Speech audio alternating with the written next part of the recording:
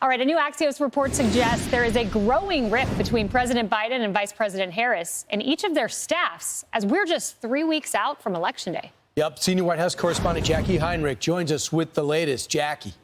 Good morning, guys. Axios reports things are frosty between the VP's campaign team and the White House just before the run-up to the election, and, quote, some on the Harris team say that top White House aides aren't sufficiently coordinating Biden's messaging and his schedule to campaign with what's best for the vice president's campaign. They highlighted a few times the president's impromptu remarks conflicted with an event that Harris was doing, upending the media coverage that Harris would then receive, like when Biden twice gave impromptu remarks in the hurricane, just when Harris was about to speak from the campaign trail. These campaign sources go on to accuse the White House of lacking someone in the room to think first and foremost about how things would affect the campaign. However, I've been talking about these same things with folks from the White House. They've been increasingly frustrated that Harris's campaign keeps putting the president in a tough spot, like when she publicly picked a fight with Florida Governor Ron DeSantis over not taking her calls. I spoke with 3 sources in the president's orbit about all that. They agreed it was a dumb thing for Harris to do, and that DeSantis and Biden had been coordinating on the response. Biden was not going to dump on the Florida governor, whose state was about to be pummeled by a storm. So when reporters asked whether DeSantis should be taking her calls, of course the president was going to deflect.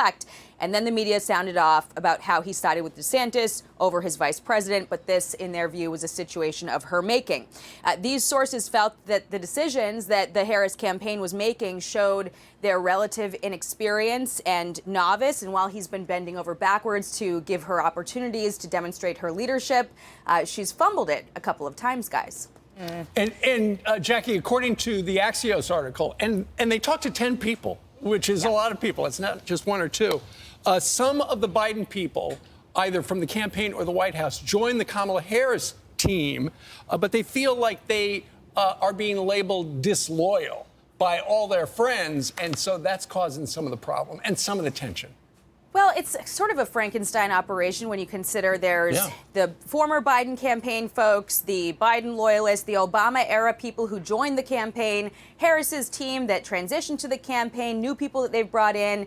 They sort of threw this together because there's such a tight run-up to the election, but there are competing factions. It affects us when we're trying to get a statement because you've got to get sign-off from so many different people, whereas it used to be pretty streamlined when it was under Joe Biden. So, Jacqui, thank you. Thanks. This is my favorite story of the day for many reasons. Look, it's normal for the vice president's office to kind of be siloed from the president. That was the case with Pence. You know, yes, you work as a team, but they have their own agenda. They have things they're working on. You're in a different building. Well, same building, the vice president's office. But yes, some of his team is across the street in the old executive office building.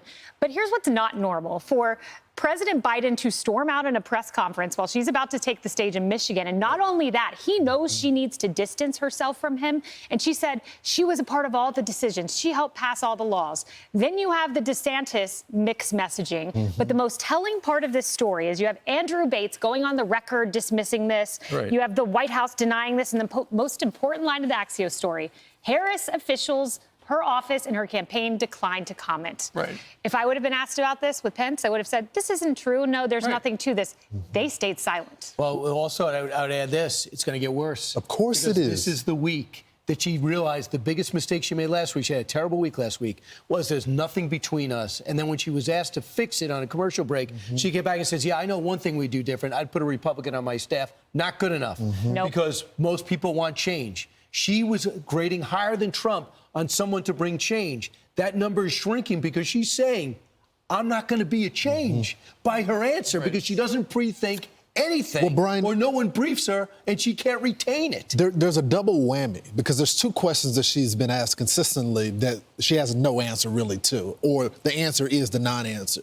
They've asked her, why haven't you done it now? Right? And she's under the impression that things are going well right now. And then the second question is there anything that you disagree with Joe Biden? Maybe they may feel like the current president is trying to sabotage her in some type of way, but her answer and his answer are the same. So I do find it very peculiar in the last 20 days that if there is going to be some type of change in messaging, is she suddenly going to start saying that she disagrees with the She missed president? the vote on that. You should That's have done right. this during the debate That's when you exactly have the biggest right. national audience. You can't fool us now with 22 days. See, I think what's happening, and we've seen it a lot over the last 48 hours, is suddenly people in the mainstream media are starting to explain why Donald Trump is going to win. Yes. Ultimately, the Axios thing is about, look, behind the scenes, it was a knife fight. You know, his team, her team, and then you look at the front page of the New York Times yesterday. Nate Cohn has a great thing that describes something that we've been talking about for a while. Why Donald Trump is gaining so many African Americans and Hispanic voters. And the article was possible explanations why it is, just so people can start to get their head around why she is unpopular, but why he is popular and why he might win. They're just setting the table because the polls have gotten really close. They have. And she plateaued a couple weeks ago. Yeah, it's not over, but I would say this. This is a December conversation. It shouldn't be an October conversation.